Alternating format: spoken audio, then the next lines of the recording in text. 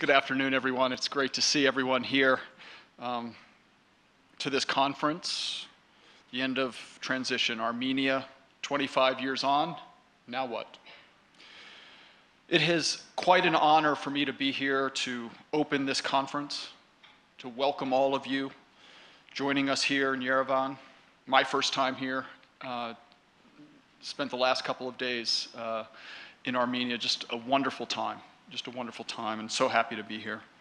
We're streaming live, that's wonderful to hear. So welcome to all of our friends across the globe, both supporters of USC, supporters of Armenia, and scholars who want to figure out now what for this part of the globe.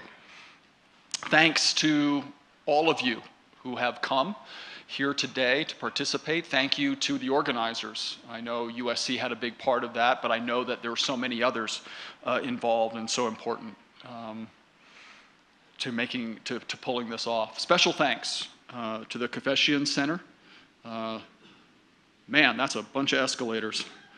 But it was amazing to come up and look at all the art and what a beautiful space we're in. It's really, really terrific. And a special welcome to all of our participants, both today and tomorrow at the conference, especially Ambassador John Matlock. Thank you so much for joining us. Had a wonderful time meeting you last night at dinner. Ambassador Edward Jeregian will also be participating. It's great to have him here as well. So it's quite an all-star cast. I'm looking to learn so much. This is not my area of expertise. I study the brain, but I am very much interested, as everyone is, in how countries evolve, how nations find their way, especially in a very difficult time, the 21st century. So, as Salpi mentioned, this is the second half of a sort of 4-day conference, the first 2 days in Los Angeles. Los Angeles is the home of the second largest number of Armenian diaspora in the world. I believe it's something like 800,000 people in Los Angeles are the diaspora of Armenian descent. And we were very pleased to be the host of the first half of this conference at the University of Southern California. As Salpi mentioned, I challenge not just our scholars and our students, but all scholars and all students everywhere, that it is great to study a problem. It's great to write about these problems. But we have the privilege of doing that. We have the responsibility of acting in the world. There are so many problems in the 21st century that we need to be involved in, on the front lines, making a difference. I call those the wicked problems. I think the conversations around how nations evolve and what that means both for the people inside a nation, its neighbors, and where the participants, if they leave that nation, go, where the citizens go, is one of those interesting, hard problems for any nation in the 21st century as the world shrinks. And so talking about that today and then taking the results of that out into action in the world is what we should be doing as scholars. You know, I'm proud that the University of Southern California has more than 1,000 students of Armenian descent at the university studying at any one time.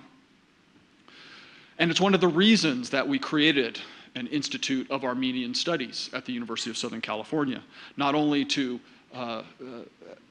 talk to those students about Armenia and the diaspora, but also all of our students, and to start creating a scholarly group of faculty to address these kinds of issues.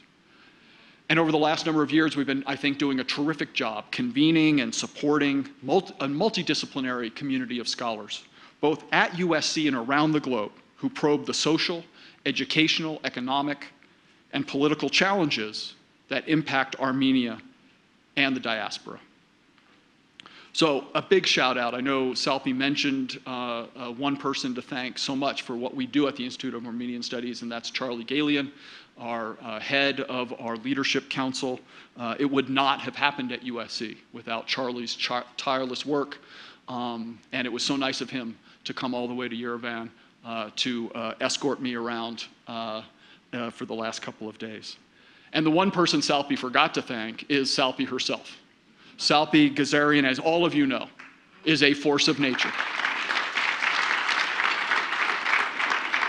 An absolute force of nature. And so when she told me I had to be here, I knew I had to get on that 16-hour flight and come. But no, she has been nothing but tremendous at the University of Southern California and around the world in how to think about Armenia and the diaspora, and she has been just a wonderful friend. This morning I had the chance to visit the Genocide Museum, an incredible experience. Sometimes, you know, it's hard to like my species, but it was heartbreaking and something that I'm not going to forget. And as I was walking around, it made me think. I grew up in the United States. The past is present in Armenia like no other place I have ever visited in the world. Whether it's around the issue of genocide, whether it's around the issue that we're going to be talking about today and tomorrow, about the 25 years since the breakup of the Soviet Union. But I realize it's not just about the past. It's about how that past influences the future. I met a young woman who works at the hotel that I'm staying at while here in Yerevan, and started to talk to her about her experiences and what she thinks about. She has cousins in Los Angeles. She's looking forward to visiting them one day and told me, maybe she was just being nice, that she wanted to move to Los Angeles. I asked her if she was optimistic. And she said she was incredibly optimistic for herself. And I said, what about for Armenia? And she kind of looked down and smiled, and I said, what? And she said, well, I'm not sure. And I thought that was really interesting, that she was incredibly optimistic about her future, wasn't so sure about what that meant, what the future held for Armenia. And I think the same could be said for many countries and nations as we try to figure out the 21st century. What does that mean, both for the nation state, but for the individuals within it? I think that's what we're going to talk about in the next 2 days. Now what? Now what for Armenia? Now what for the Armenian diaspora? What about for this region? And what about for that young woman I spoke to today who is trying to make what we all want, a better life for herself and for her family? I look forward to learning more about that today and tomorrow. Thank you all again for being here. And as we always say when we end something at the University of Southern California, you might as well get used to it. Fight on.